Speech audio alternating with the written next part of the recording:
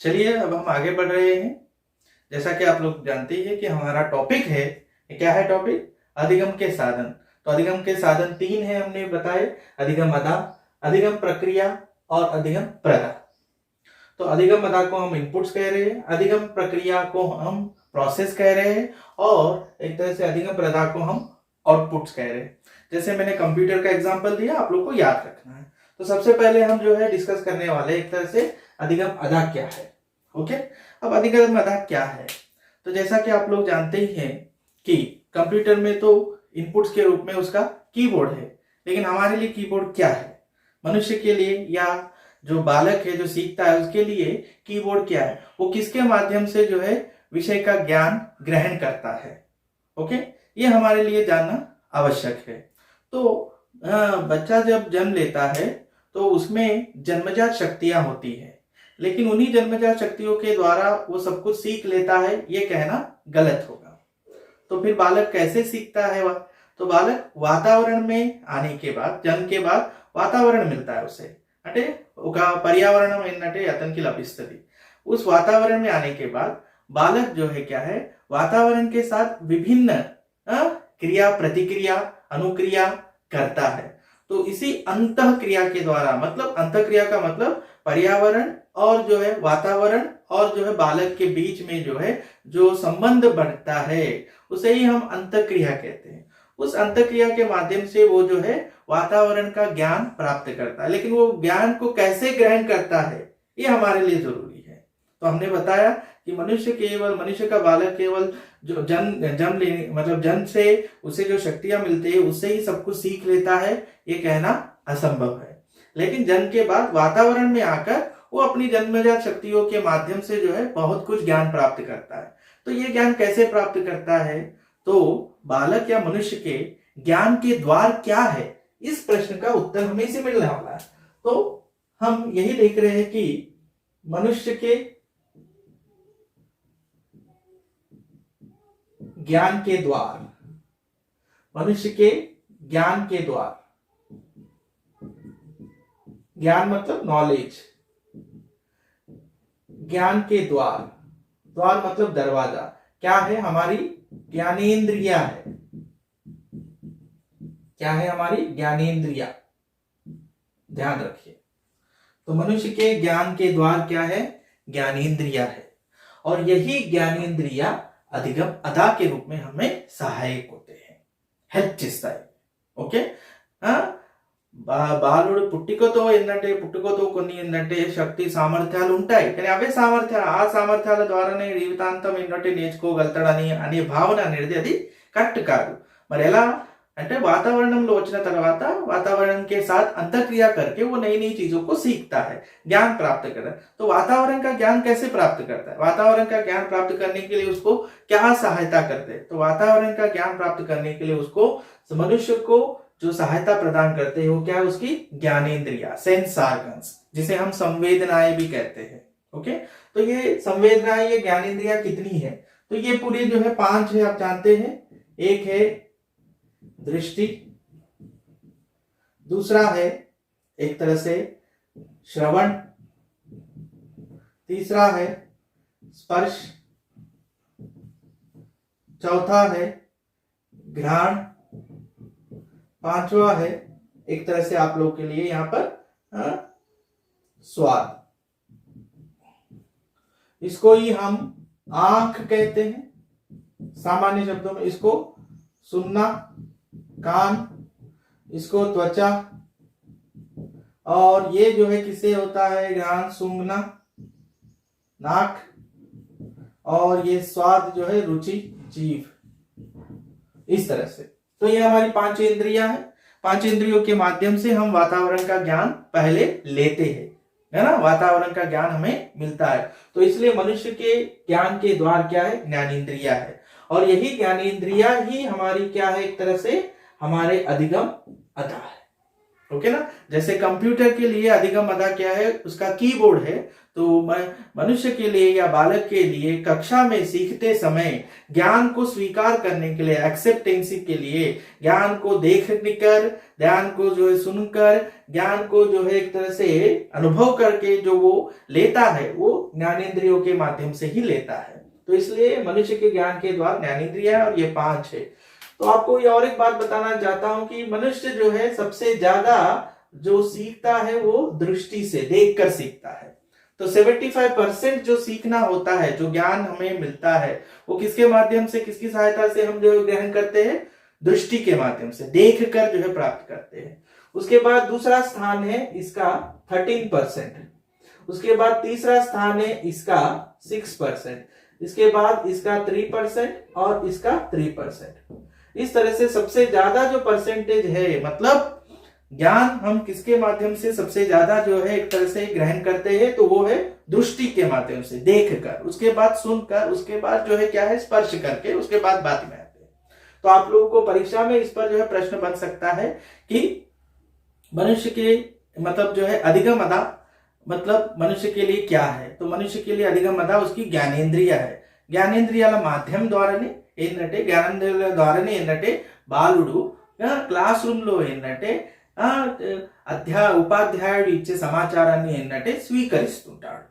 అవి ఎలా స్వీకరిస్తాడు? చూసి స్వీకరిస్తాడు, విని ఇలా మొట్టమొదటిగా అయితే. ओके, तो इस तरह से मनुष्य के ज्ञान के द्वार ज्ञानेंद्रिय है और यही ज्ञानेंद्रिय अधिगम के अंतर्गत अधिगम अदा कहलाते हैं. प्रक्रिया के सोपान. अधिगम की प्रक्रिया के अंतर्गत 4 सोपान चलते हैं. पहला सोपान है आवश्यकता. पहला सोपान है आवश्यकता, नीड. ध्यान रखिए, आवश्यकता. दूसरा सोपान है लक्ष्य निर्धारण, लक्ष्य या उद्देश्य निर्धारण. तीसरा है अवरोध या बाधा को दूर करना. चौथा है लक्ष्य प्राप्ति कर लेना, लक्ष्य प्राप्ति. तो इस तरह से हमारे ये अधिगम की प्रक्रिया में ये 4 सोपान आते हैं. तो पहला स्टेप तो आप लोगों को पता चला कि अधिगम की प्रक्रिया में सबसे पहले हम अपने ज्ञानेंद्रियों का उपयोग करते हैं. ज्ञानेंद्रियों के द्वारा जो समाचार या जो इंफॉर्मेशन हम लोग स्वीकार करते हैं वो सीधे जो है ज्ञानेंद्रियों के माध्यम से हमारे मस्तिष्क में जाकर पहुंच जाता है. तो वहां पर बुद्धि के द्वारा, स्मृति के द्वारा विभिन्न चिंतन करके, चिंतन मनन అంటే ఆలోచనలు చేసి ఏంటంటే उन समाचारों का हम अर्थ लगाते हैं. इसी को जो है क्या कहते हैं? प्रत्यक्षीकरण कहते हैं. प्रत्यक्षीकरण का मतलब होता है కాన్సెప్చువలైజేషన్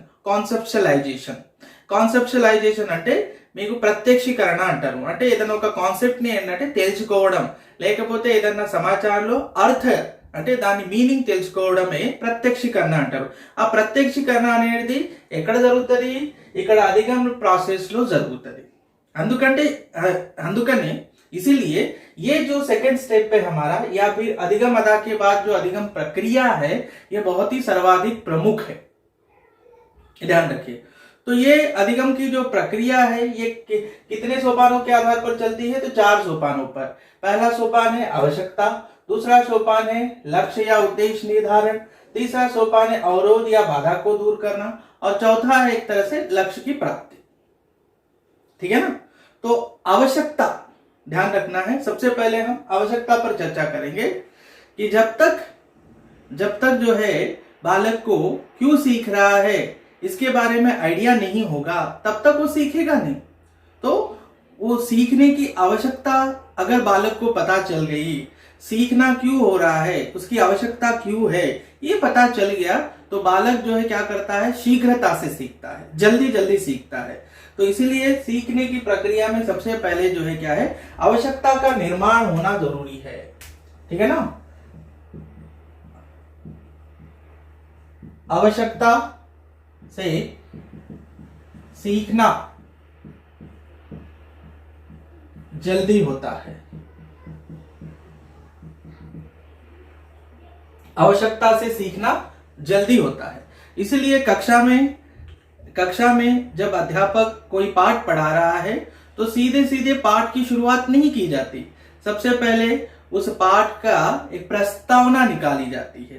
प्रस्तावना, ओकेना, आ प्रस्तावना ద్వారా ఏంటంటే శీర్షక ప్రకటీకరణ ద్వారా ఏంటంటే పిల్లలలో మనం ఆ పాఠాంశం ఎందుకు చదువుతున్నాం అనేది ఆ ఒక అవసరం ఏంటంటే వాళ్ళలో మనం మేల్కొల్తాం। ओके ना।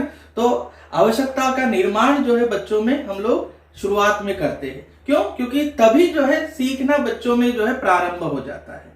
तो इसलिए अधिगम प्रक्रिया का पहला सोपान है आवश्यकता। आवश्यकता से सीखना जल्दी होता है। इसलिए कक्षा में हमें जो है बच्चों को, मतलब बच्चे क्यों सीख रहे हैं उसकी आवश्यकता को बताना जरूरी है, उनका निर्माण करना जरूरी है। ये ध्यान रखिए।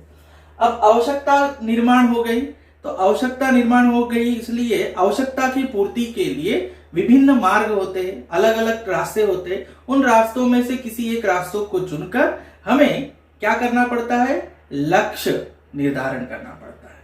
तो यहां पर दूसरा है हमारा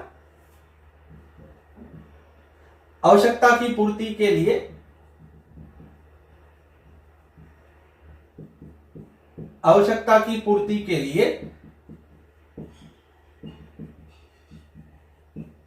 लक्ष्य बनाना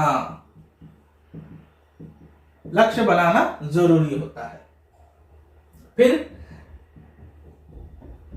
लक्ष्य प्राप्त करते समय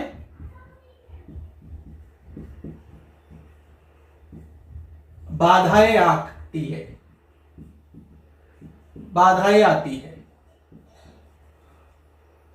उन्हें दूर करना, ये क्या है? अवरोध या बाधा को दूर करना। और अंत में है बाधाओं को दूर करने से लक्ष्य की प्राप्ति होती है।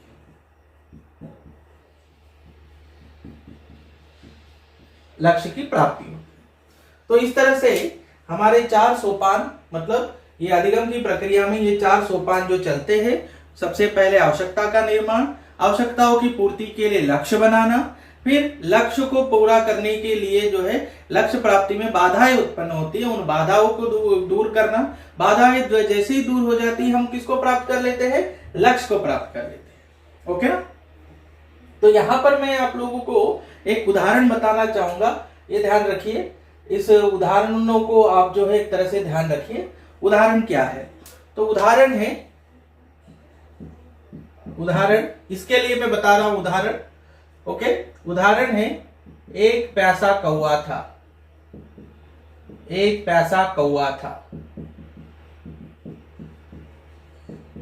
काकी दाहंतो होंगे स्टोरी में अंदर दिलसो, ठीक है ना। तो यहां पर एक पैसा कौवा था कहानी में, यहां एक तरह से प्यास बुझाना कौवे की आवश्यकता है। అంటే కాకి యొక్క అవసరం అది ఏంటంటే దాహం తీర్చుకోవడం। दूसरा पानी ढूंढना उसका लक्ष्य है। ओके, पानी ढूंढकर पीना उसका लक्ष्य है। तीसरा घड़े में पानी नीचे होना, ये क्या है? एक तरह से अवरोध है। और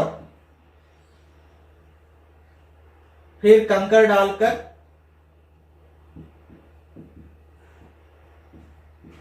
डालकर लक्ष्य प्राप्ति पानी पीना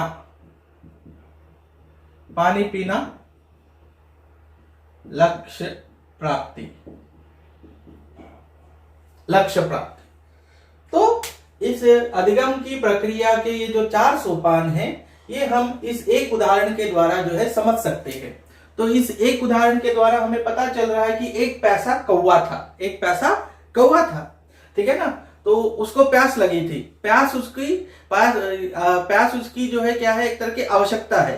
तो आवश्यकता की पूर्ति के लिए उसने जो है पानी ढूंढना शुरू कर दिया, क्योंकि उसे पीना है, ये उसका लक्ष्य है। ओके ना। अब उसे जो है घड़ा दिखाई दिया, ఒక పాట్, ఓకే నా, కుండ కనపడ్డది, కుండ కనపడ్డది కానీ ఆ నీళ్లు అనేటివి చాలా కిందికి ఉన్నాయి, అంటే అది అవరోధం ఉత్పన్నమైంది. అంటే తను ఏంటంటే కాకి నీళ్లు ఏంటంటే తాగాలనుకున్నది, కానీ ఏంటంటే నీళ్లు ఆ కుండలో ఏంటంటే बहुत जो है क्या नीचे है, तो वो पानी नहीं पी पाई। तो इसलिए उस बाधा को दूर करने के लिए उसने क्या किया, एक तरह से कंकड़, छोटे छोटे पत्थरों को लाकर उसमें डालना शुरू कर दिया। तो बाधाओं से घबराई नहीं है, वो बाधाओं से भाग नहीं गई है, ठीक है ना। मतलब ये कौवा जो है बाधाओं से जो है घबरा कर भाग नहीं गया है, बल्कि अपनी बाधाओं को अपनी क्षमता के अनुसार उसका दमन किया, उसको दूर किया। तो वो दूर कैसे किया, एक एक कंकड़ को डालकर उसने जो है क्या है, दूर किया, अपने अवरोध को दूर कर लिया। अवरोध को दूर करने के बाद पानी ऊपर आ गया, तो वो पानी पी लिया उसने। तो इस तरह से उसके लक्ष्य की प्राप्ति हो गई। तो इस तरह से अधिगम की प्रक्रिया इन 4 सोपानों के आधार पर चलती है। तो सबसे पहले कक्षा में आते ही अध्यापक जो है विभिन्न प्रकार की जो है जानकारी देते हैं, छात्रों को विभिन्न प्रकार के प्रश्नों को पूछते हैं, विभिन्न प्रकार के जो है टीचिंग एड्स दिखाते हैं। टीचिंग एड्स दिखाना वगैरह ये सब करना, ये अधिगम इनपुट्स के अंतर्गत आता है। ओके, उसी के आधार पर जो है अब बच्चों में आवश्यकता, मतलब सीखने की आवश्यकता को निर्माण करते हैं, उनको लक्ष्य बनाते हैं कि क्यों सीख रहे हैं हम लोग, उस पाठ को सीखने का उद्देश्य क्या है ये बताते हैं। अब पाठ को सीखते सीखते कठिन शब्दार्थ, ओके ना, कठिन शब्दार्थ, मुहावरे या कोई भी जो है पाठ से संबंधित जो एक तरह से कठिनता है जो बच्चों को समझ में नहीं आ रही है, जिसके कारण बच्चों को उस पाठ को सीखने में अवरोध उत्पन्न हो रहा है, तो अध्यापक की सहायता से बालक जो है उस अवरोधों को दूर कर लेते हैं और अंत में पाठ को अच्छी तरह से समझ लेते हैं। ये लक्ष्य की प्राप्ति हो गई। तो यहां तक आप लोग को समझ में आ गया होगा कि अधिगम की प्रक्रिया क्या है।